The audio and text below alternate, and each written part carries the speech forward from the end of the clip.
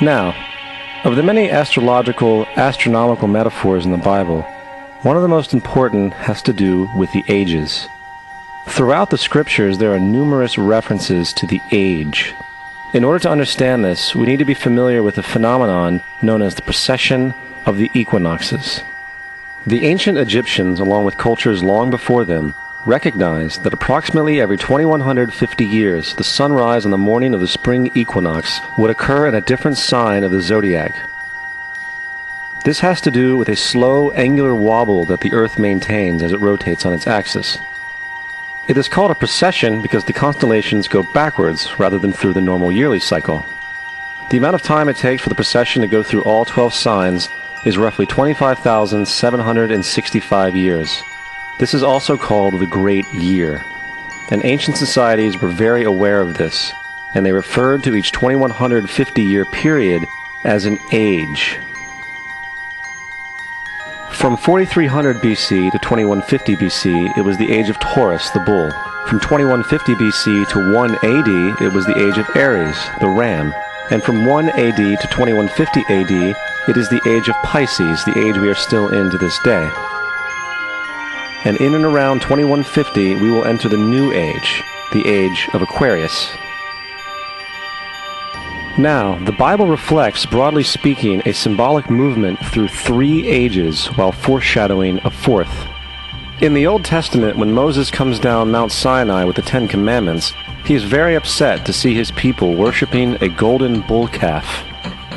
In fact, he shattered the stone tablets and instructed his people to kill each other in order to purify themselves. Most biblical scholars will attribute this anger to the fact that the Israelites were worshiping a false idol or something to that effect. The reality is, the golden bull is Taurus the bull, and Moses represents the new age of Aries the ram.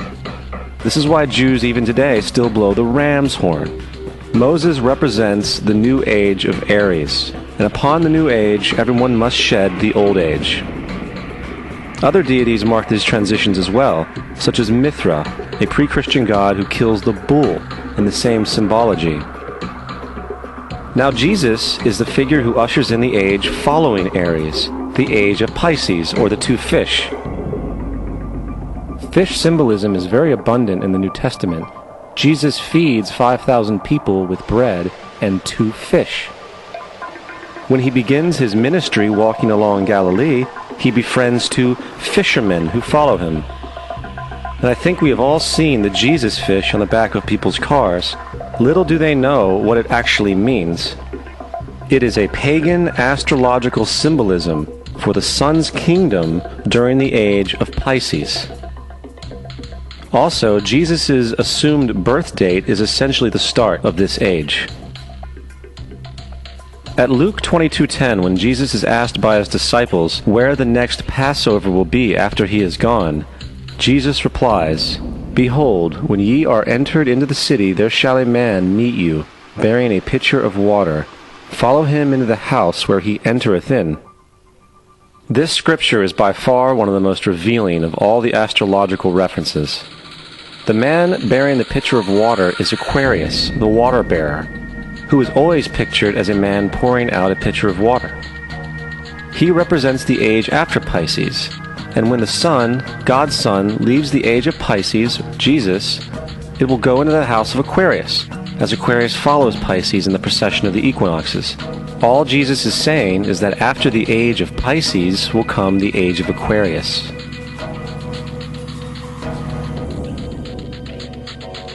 Now, we have all heard about the end times and the end of the world. The cartoonish depictions in the book of Revelation aside, the main source of this idea comes from Matthew 28:20, where Jesus says, "I will be with you even to the end of the world."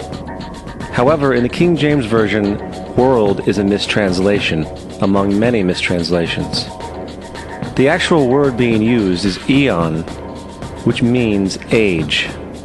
I will be with you even to the end of the age, which is true, as Jesus' solar Piscean personification will end when the sun enters the age of Aquarius. The entire concept of end times and the end of the world is a misinterpreted astrological allegory.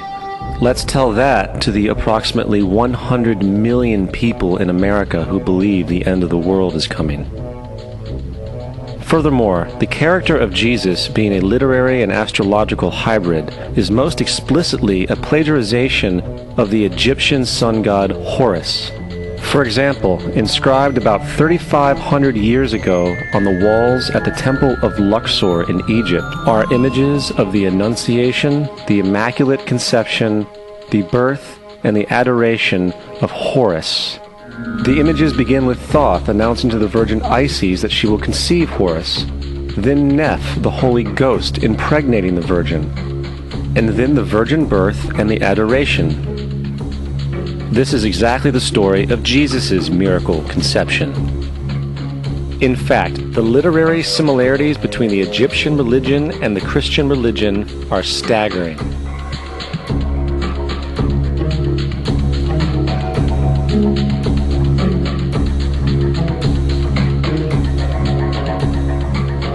And the plagiarism is continuous. The story of Noah and Noah's Ark is taken directly from tradition. The concept of the Great Flood is ubiquitous throughout the ancient world, with over 200 cited claims in different periods and times. However, one need look no further for a pre-Christian source than the Epic of Gilgamesh, written in 2600 BC.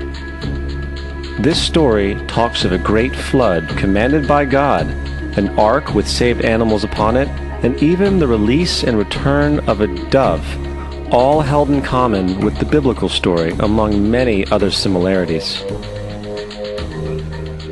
And then there is the plagiarized story of Moses. Upon Moses' birth, it is said that he was placed in a reed basket and set adrift in a river in order to avoid infanticide. He was later rescued by a daughter of royalty and raised by her as a prince. This baby in a basket story was lifted directly from the myth of Sargon of Akkad of around 2250 BC. Sargon was born, placed in a reed basket in order to avoid infanticide, and set adrift in a river. He was in turn rescued and raised by Aki, a royal midwife. Furthermore, Moses is known as the lawgiver, the giver of the Ten Commandments, the Mosaic Law. However, the idea of a law being passed from God to a prophet up on a mountain is also a very old motif. Moses is just another lawgiver in a long line of lawgivers in mythological history. In India, Manu was the great lawgiver. In Crete, Minos ascended Mount Dicta, where Zeus gave him the sacred laws, while in Egypt there was Meses, who carried stone tablets and upon them the laws of God were written.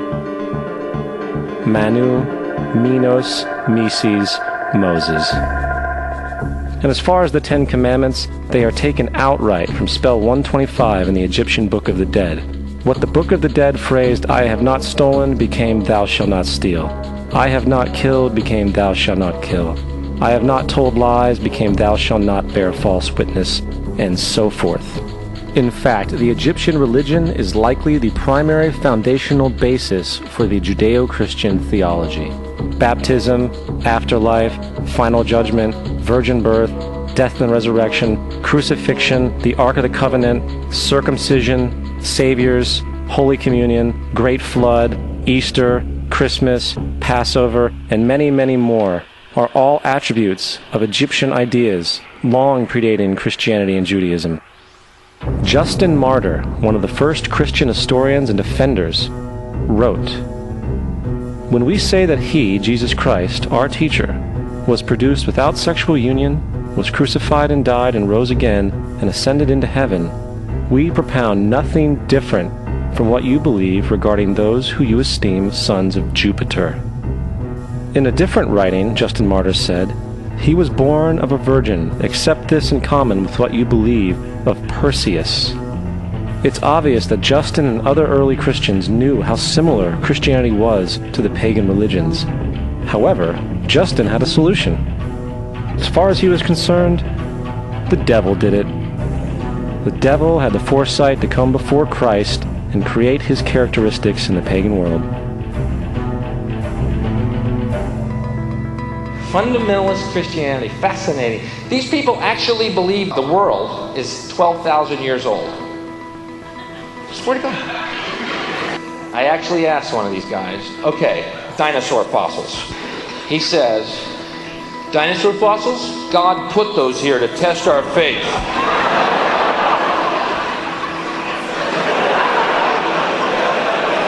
I think God put you here to test my faith, dude.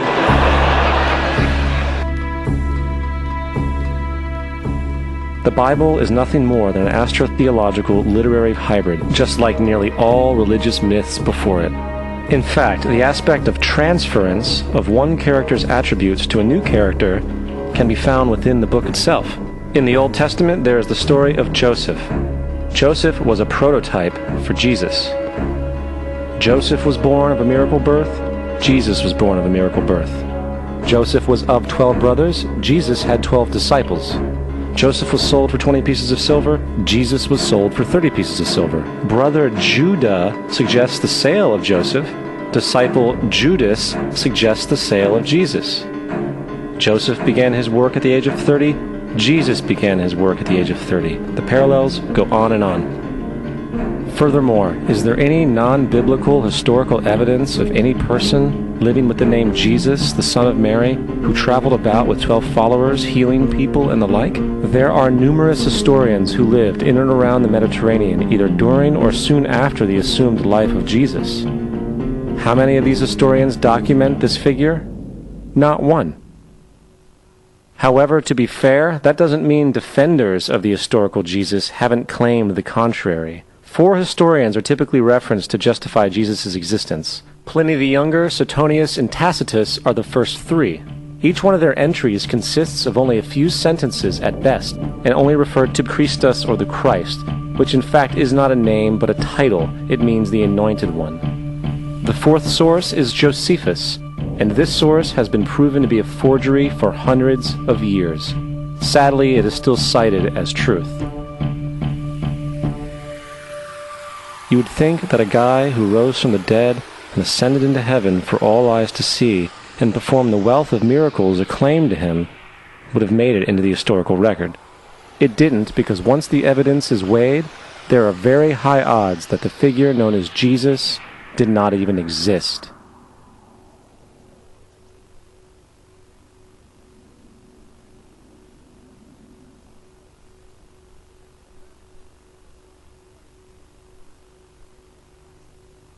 We don't want to be unkind, but we want to be factual.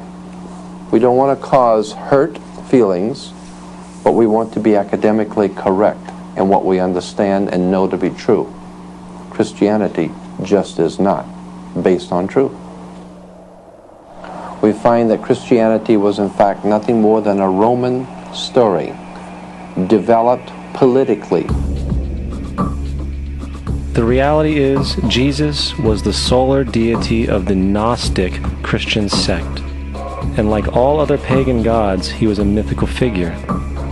It was the political establishment that sought to historize the Jesus figure for social control.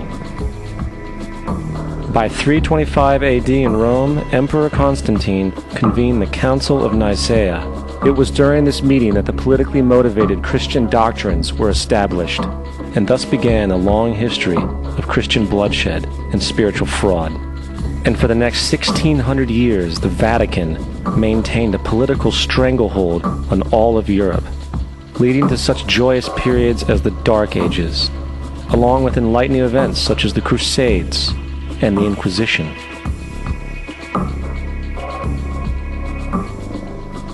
Christianity, along with all other theistic belief systems, is the fraud of the age. It serves to detach the species from the natural world, and likewise each other. It supports blind submission to authority. It reduces human responsibility to the effect that God controls everything, and in turn awful crimes can be justified in the name of a divine pursuit. And most importantly, it empowers those who know the truth but use the myth to manipulate and control societies.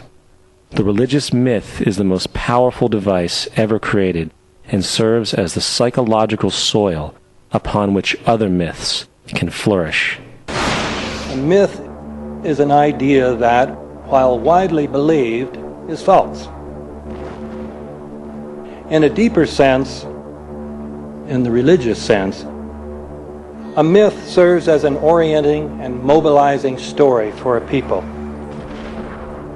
The focus is not on the story's relation to reality, but on its function. A story cannot function unless it is believed to be true in the community or the nation. It is not a matter of debate. If some people have the bad taste to raise the question of the truth of the sacred story, the keepers of the faith do not enter into debate with them. They ignore them or denounce them as blasphemers. It is wrong, blasphemous, and sinful for you to suggest, imply, or help other people come to the conclusion that the U.S. government killed 3,000 of its own citizens.